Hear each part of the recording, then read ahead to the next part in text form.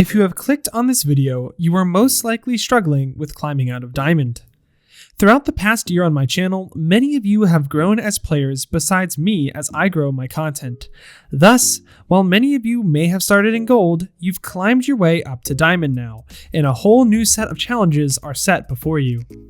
For those of you who may be new, my name is Paz, a top 500 support player that has extensive experience competing within Overwatch's Tier 2 and Tier 3 scenes, so let's get right into it.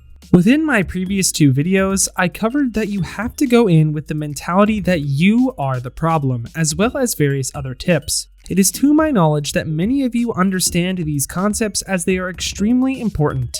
However, in order to keep the length of this video short, let's look into the recent success story of Yabooski, building upon knowledge we have already learned. Yabooski had been struggling in Silver to Diamond, ranging from seasons 23 to 29. As a main support player, he felt that he had little impact on the game, even on his main character Lucio. He always focused on what his teammates were doing wrong.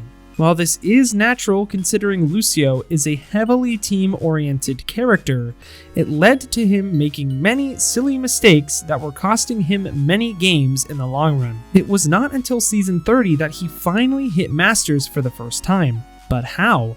Yabooski joined the community around July of 2021.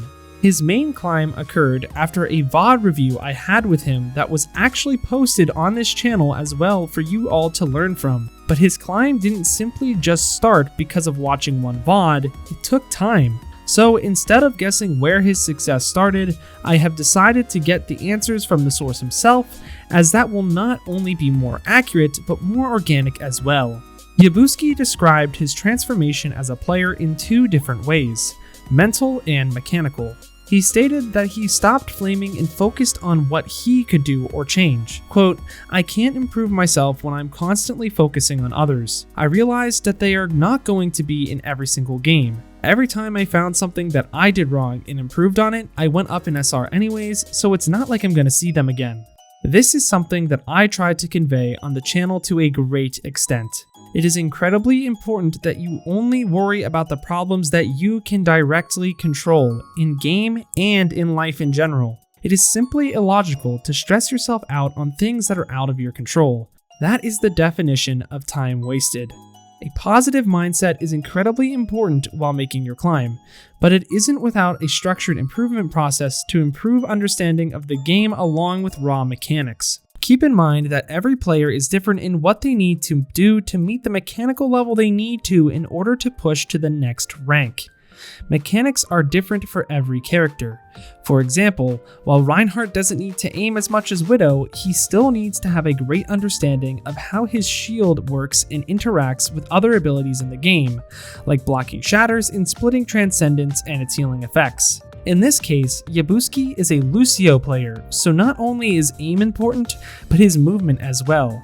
It is important that you don't overdo it in this situation though. It is also very important that you do not beat yourself up over external factors and tiny errors, as it can make the improvement process an unfun experience. Things that are blatant like positioning or poor cooldown usage is something to focus on, but not something that players should stress about. As stated by Yabooski, Vaxta did help me a lot, but too much of anything can be bad.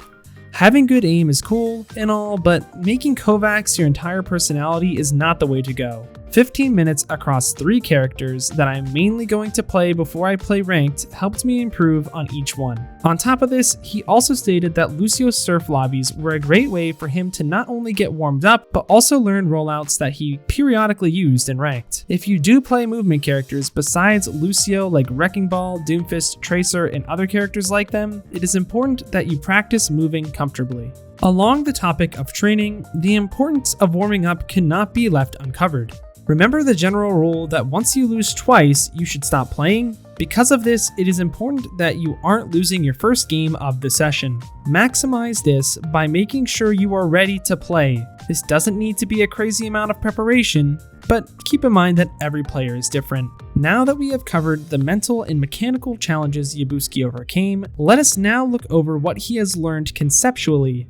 This is arguably the most important nugget of knowledge you will learn from this video, so make sure you are paying attention. Lower elo players tend to think very simply about the game of Overwatch. This is the clear barrier between a good player and a great player.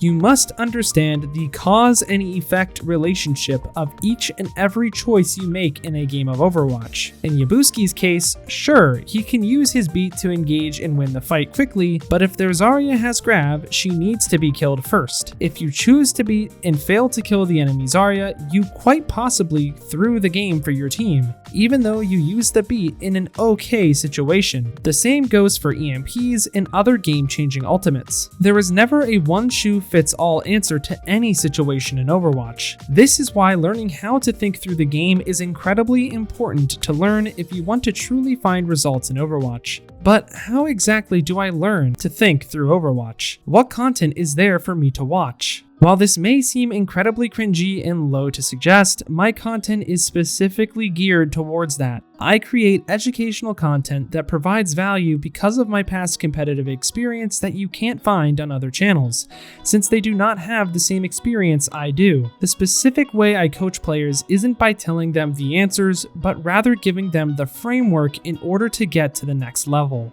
So what do I suggest to do if you are struggling taking your on-the-feet thinking to the next level? While there are premium options like my Fiverr, I first suggest a few other options, including joining the Discord and chatting with me along with other experienced players in the scene, as well as watching VOD reviews posted on my channel of pros and even community members like Yabooski. It is important that when you are starting to learn concepts that you are watching VOD content and not just streamers playing. Watch streamers when you are learning character mechanics, not concepts. While it may still work, it isn't nearly as effective. Before we finish off today's video, let me leave you with a few takeaways. Coming out first, make sure that you are looking inward. While your teammates may be subpar, there is always something you can do better, and it is better to worry about the problems you can solve rather than the ones you can't. Secondly, make sure you practice. Maybe you could get away with it in Platinum and Gold, but if you are trying to get to Masters, it is important you have the basics down. There are various codes to practice, like Vaxta and others, and if you want more help, always tell me in the comments or the Discord. And number 3, lastly, cause and effect. Overwatch is not a black and white game, rather it is a canvas of various different colors, all of which are used in different situations to create the perfect masterpiece. Allow yourself after difficult games to observe the game from a different perspective, wondering if there was a different splash of color that would have created a better image, or victory in this situation. And with our takeaways, the video does come to a close. Overwatch is an incredibly difficult game to master, but luckily you have found the resources to tackle the monster of a game Overwatch is. That being said, keep in mind that the Discord is always open if you have questions to ask. I practically live there, so it is unlikely that you can't connect with me. That being said, that's all I've got for this one, but until next time, I've got to peace out and paz out. I'll see you in the next one.